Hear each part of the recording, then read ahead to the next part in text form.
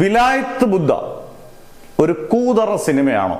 ഇപ്പം റിവ്യൂ പറയുമ്പം എനിക്കും എൻ്റേതായിട്ടുള്ള അഭിപ്രായങ്ങളുണ്ട്, നിങ്ങൾ ഈ കാണുന്ന ഓരോരുത്തർക്കും ഓരോരുത്തരുടെ അഭിപ്രായങ്ങളുണ്ട്. എൻ്റെ റിവ്യൂവും ചിലപ്പം നമുക്ക് പാളാം, സംശയമില്ല. കാരണം നമ്മളെല്ലാം മനുഷ്യരാണ്, തെറ്റുകുറ്റങ്ങൾ പറ്റാം. പക്ഷെ വിലായത്ത് ബുദ്ധയെക്കുറിച്ച് ഞാനും എല്ലാ റിവ്യൂ ഇരുന്ന് നമ്മളും കാണുന്നതാണ്. കാണുമ്പോൾ നമുക്ക് ഇന്നൊരു വിഷമം തോന്നിയത്, അശ്വന്ത് ഗോക്കിൻ്റെ റിവ്യൂ അത്യാവശ്യം എല്ലാ റിവ്യൂ നമ്മളിരുന്ന് കാണുന്നതാണ്. അദ്ദേഹത്തിൻ്റെ സ്റ്റൈലും രീതികളും ഒക്കെ നല്ലതാണ്. പക്ഷേ വിലായത്ത് ബുദ്ധയെക്കുറിച്ച് അദ്ദേഹം അങ്ങ് വലിച്ചു കീറി ഒട്ടിച്ചത് പോലെയാണ് എനിക്ക് തോന്നിയത്. വളരെ മോശമാണ്, വളരെ നെഗറ്റീവാണ് പറഞ്ഞേക്കുന്നത് ഫുള്ളും. അത്രയ്ക്ക് നെഗറ്റീവ് പറയേണ്ടതുണ്ടോ? അതാണ് എൻ്റെ ഒരു ചോദ്യം. കാരണം അത്രമാത്രം മോശം സിനിമയാണ് വിലായത്ത് ബുദ്ധയെന്ന് എനിക്ക് പേഴ്സണലി തോന്നിയില്ല. ആദ്യത്തെ ഷോ ഞാനും കണ്ടതാണ്. ഈ പറഞ്ഞ ആ തിയേറ്ററിൽ കണ്ട ആർക്കും തന്നെ വെറും കൂറപ്പടം. ഏതായാലും എല്ലാവരും ഒരു മിനിമം ആവറേജ് സിനിമ എന്ന് പറയുമെന്നാണ് എനിക്ക് തോന്നിയത്. കാരണം അതിനകത്ത് 2-3 കാര്യങ്ങൾ എടുത്തു പറയാം.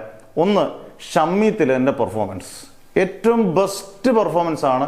ഈ വർഷത്തെ ഒരു 5 ബെസ്റ്റ് പെർഫോമൻസ് എടുത്താൽ ഈ സിനിമയിലെ ഷമ്മി തിലകൻ്റെ പെർഫോമൻസ് ഗംഭീര പെർഫോമൻസ് ആണ്. ആ പെർഫോമൻസും മോശമാണെന്ന് പറഞ്ഞു.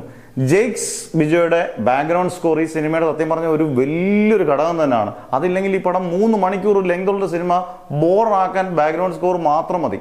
ആ സിനിമ അധികം ലാഗ് അടിക്കാതെ 3 മണിക്കൂർ കണ്ടുകൊണ്ടിരിക്കാൻ പറ്റിയിട്ടുണ്ടെങ്കിൽ അതിൻ്റെ ബാക്ക്ഗ്രൗണ്ട് സ്കോർ ഗംഭീരം തന്നെയാണ്.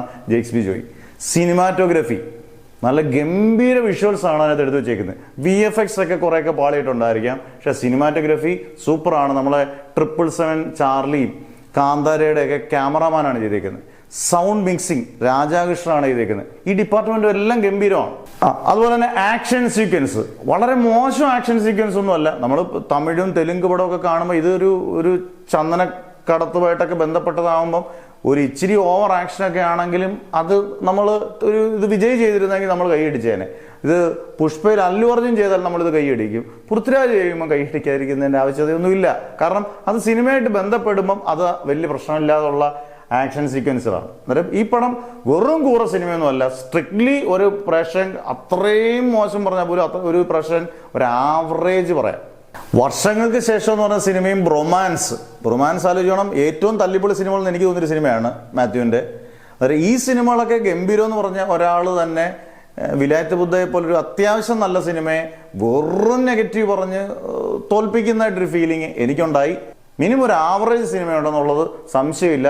തിയേറ്ററിൽ ഇരുന്ന് കാണുമ്പോൾ നമുക്ക് വലിയ ലാഗിങ് ഒക്കെ ചെറിയ ലാഗിങ് ഒക്കെ ഉണ്ട് ഈ പറഞ്ഞ. പക്ഷേ ഈ പെർഫോമൻസുകളെല്ലാം മോശമാക്കിയും ഈ ടെക്നിക്കൽ വശങ്ങളെല്ലാം മോശമാക്കിയും പറയുന്നത് തെറ്റാണെന്നാണ് എൻ്റെ ഒരു അഭിപ്രായം. കാരണം വിലായത്ത് ബുദ്ധ അങ്ങനൊരു രീതിയില്ല. കുറേ സ്ട്രോങ് പോസിറ്റീവ് പോയിന്റ്സ് ഉണ്ടതിന്. ഈ പറഞ്ഞ ഷമ്മി തിലകൻ്റെ പെർഫോമൻസ് ഒരുപക്ഷെ നമ്മുടെ പൃഥ്വിരാജിനെക്കാട്ടിൽ 100 മടങ്ങ് ഗംഭീരമായിരിക്കും. അത് മോശമെന്ന് പറയാൻ എനിക്ക് തോന്നിയിട്ടില്ല. ബാക്ക്ഗ്രൗണ്ട് സ്കോർ അതുപോലെ സിനിമാറ്റോഗ്രഫി ഇതെല്ലാം ഈ പടത്തിൻ്റെ പോസിറ്റീവാണ്. ഈ പറഞ്ഞ പോലെ ക്ലൈമാക്സ് എനിക്ക് തോന്നിയത് ഇതിൻ്റെ ക്ലൈമാക്സ് ഒരു ലാസ്റ്റ് 20 മിനിറ്റ് ഒരു പഞ്ച് ഫീൽ ചെയ്തില്ല. ഒരു പഞ്ച് ഫീൽ എന്ന് പറഞ്ഞാൽ നമുക്കൊരു ഇറങ്ങുമ്പോൾ ഒരു ഗംഭീര പടമൊന്നും പറയാൻ നമുക്ക് തോന്നിയിട്ടില്ല എന്നുള്ള ആണ് ഈ പടത്തിനെ ആവറേജ് ആക്കിയത്. പക്ഷേ ആ 20 മിനിറ്റ് ഗംഭീരമായിരുന്നെങ്കിൽ ഈ സിനിമ വേറൊരു ലോകം തന്നെ സൃഷ്ടിച്ചേരെന്നുള്ളത് സംശയമില്ല. പക്ഷെ ഇത് എൻ്റെ അഭിപ്രായമാണ്. പക്ഷെ ഇങ്ങനെ നെഗറ്റീവ് പറയുമ്പോൾ ആ സിനിമ മൊത്തത്തിൽ തകരുന്ന പോലാണ് എനിക്ക് ഫീൽ ചെയ്തത്.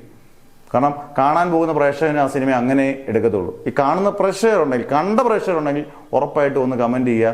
വിലായത്ത് ബുദ്ധ അത്രയ്ക്ക് കുതിര സിനിമയാണോ? നമ്മൾ എത്ര ഒരു നടനോടോ ആരോടോ, എനിക്ക് പേഴ്സണലായിട്ട് നമ്മൾ സിനിമ കാണുമ്പോൾ പ്രത്യേകിച്ച് നടൻ്റെ പൊളിറ്റിക്സ് ഒന്നും നമ്മൾ കണ്ടിട്ടല്ല കാണുന്നത്. പോയി സിനിമ കാണുക. ആ സിനിമ ഉണ്ടെങ്കിൽ ഇഷ്ടമാണെങ്കിൽ ഇഷ്ടപ്പെട്ടു, മോശമാണെങ്കിൽ മോശം. പക്ഷേ എനിക്ക് ഈ സിനിമ വെറും കൂതറയെന്ന് പറയാൻ തോന്നിയില്ല. അത്രയും നെഗറ്റീവുള്ള സിനിമയായിട്ട് എനിക്ക് തോന്നിയില്ല. പേഴ്സണലി നിങ്ങളുടെ അഭിപ്രായങ്ങൾ എന്തായാലും വ്യക്തമായിട്ട് കമൻ്റായിട്ട് എഴുതുക. അത് നല്ലതാണെങ്കിൽ നല്ലത്, മോശമാണെങ്കിൽ മോശം. കാരണം ഞാൻ പറയുന്നതിലും പാളിച്ചകൾ വരാം. അന്നേരം അത് തിരുത്താനുള്ള ചുമതല എന്തായാലും കാണുന്ന പ്രേക്ഷകർക്കുള്ളതാണ്. എന്തായാലും അടുത്ത വീഡിയോയിൽ വരുന്നവരെ ബൈ.